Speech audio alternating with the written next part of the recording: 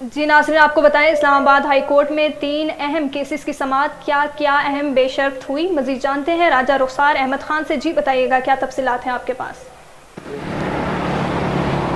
जी मैं इस समय मौजूद हूँ इस्लामाबाद हाई कोर्ट के बाहर और आज 3 अहम केसेस की समाअत जो है जारी थी। सबसे पहले केस की अगर बात करूँ तो कीनिया में जो है शरीफ का कत्ल हुआ है, उसके हवाले से इस केस के समाअत जारी थी, जिसकी दरख्वास्त जो है अहमद मीर ने थी और आमिर फ़ारूक इस केस की समाअत कर रहे थे। इसमें अहम पेशरफ्त ये हुई है कि अहमद मीर ने जो है वकील के ज़रिए ये उनसे मुतालबा किया है कि जुडिशनल कमीशन जो है बनाया जाए, और ख़ासकर सिर्फ अरशद शरीफ के लिए नहीं बल्कि तमाम साफ़ियों के लिए जो है जुडिशनल कमीशन बनाया जाए ताकि साफ़ियों को तहफ़्फ़ुज़ मिल सके।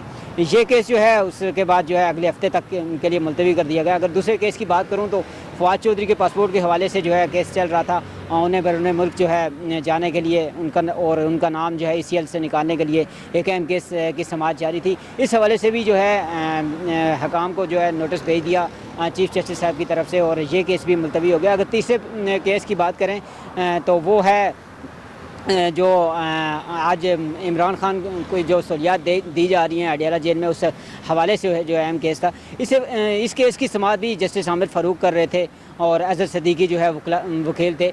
इस हवाले से जस्टिस साहब ने ये कहा कि मैंने जेल हकाम को नोटिस भेजा है और जेल हकाम को 10 दिन का नोटिस भी भेज दिया गया कि वो जो है तफसील रिपोर्ट पेश करेंगे क्या क्या जो है उसको सहूलियात पेश की जा रही हैं इमरान खान को। उन्होंने ये कहा कि वकील साहब ने कहा कि ये केस जितना जल्दी हो सके उसे मैनेज किया जाए। उसके बावजूद जो है जस्टिस साहब ने कहा यहाँ कोई AC वगैरह तो लगवाना नहीं जो मैं खुद लगा सकूँ, और ये केस भी आइंदा हफ्ते तक के लिए मुलतवी कर दिया गया।